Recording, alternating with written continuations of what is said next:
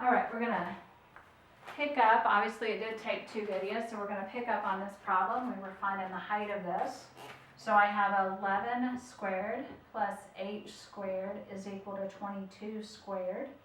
And I'm gonna find, when I do that out, that h is equal to 19.1. So this particular triangle is 1/2 the base, which is 22, times the height, which is 19.1, giving me an area of 210.1 units squared. So that's one thing. That's this area right here.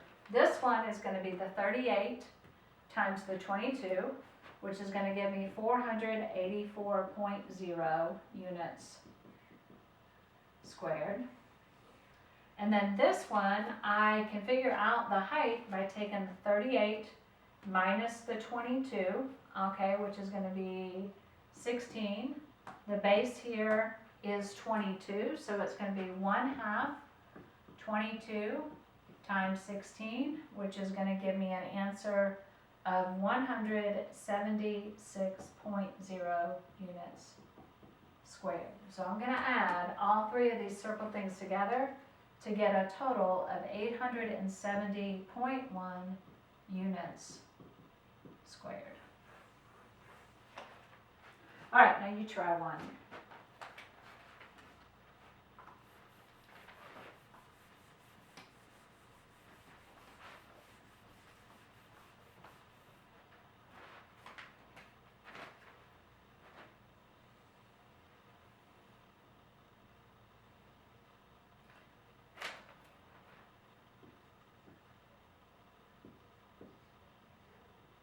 Understand, this right here is the same shape as what that is cut out of.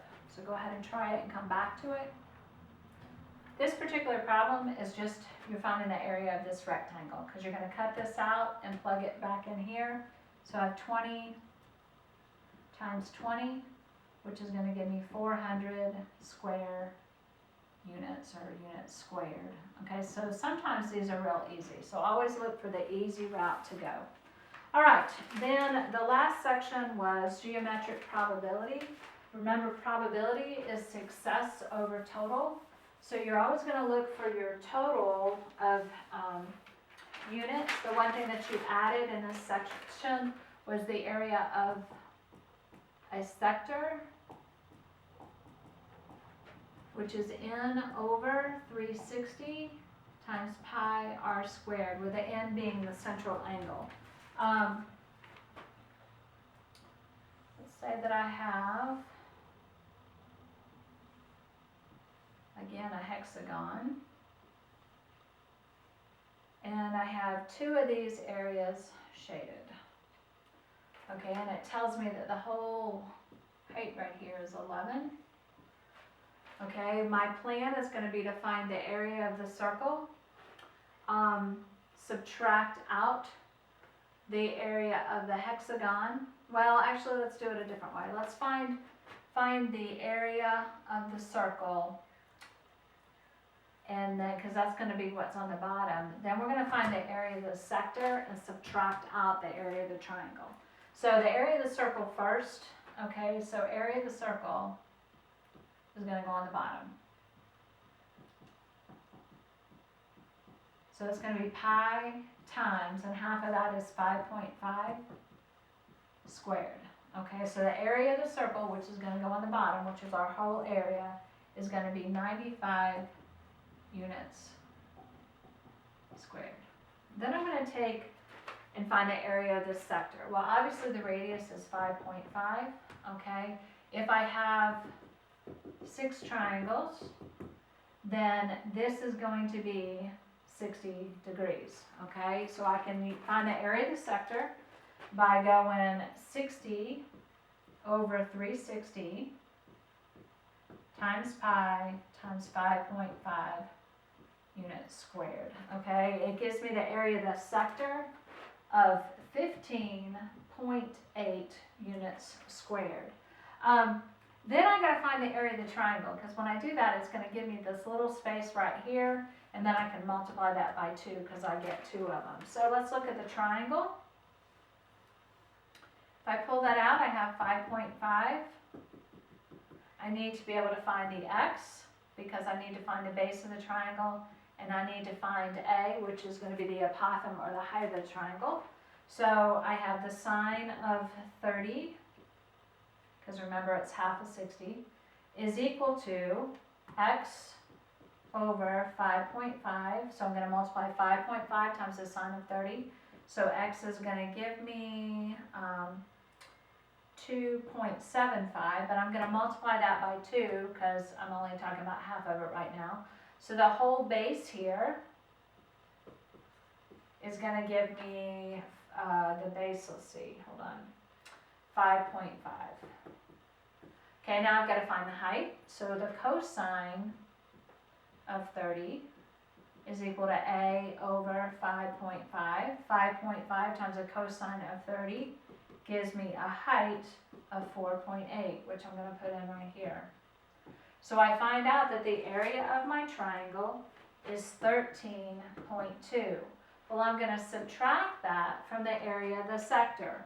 The area of the sector, I don't know that I wrote that down. Okay, so the area of the sector was 13.2. So, well, no, that's not the area, hold on. Area of the triangle, area of the sector was 15.8. So I'm going to subtract 15.8 minus 13.2, and it gives me 2.6. Okay, now that's the area, this shaded part right here, but I have 2 of them. So 2.6 times 2 gives me a 5.2. So the probability of getting it into that shaded region is 5.2 divided by 95, which is going to give me 0.05, and that's going to be my probability or my answer. All right, I'm going to give you one to try, and then I'll give you your review homework.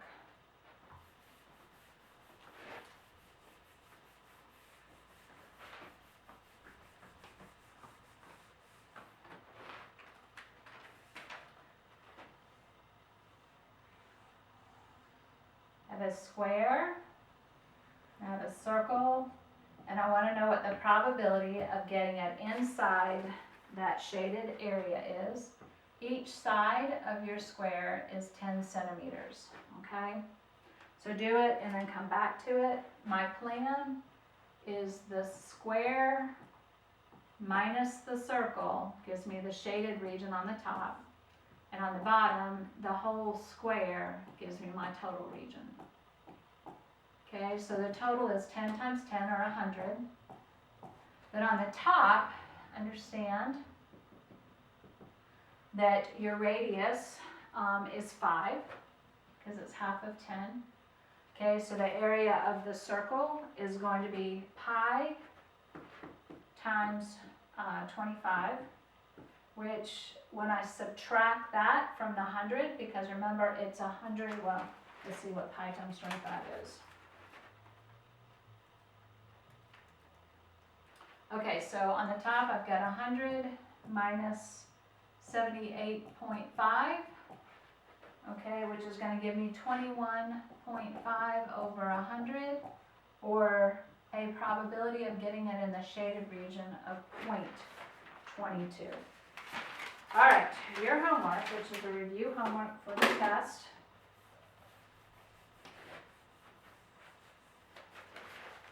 is page 628 through 630, 1 through 20, all. The first part of it is just multiple choice stuff, or matching, I think is what it is.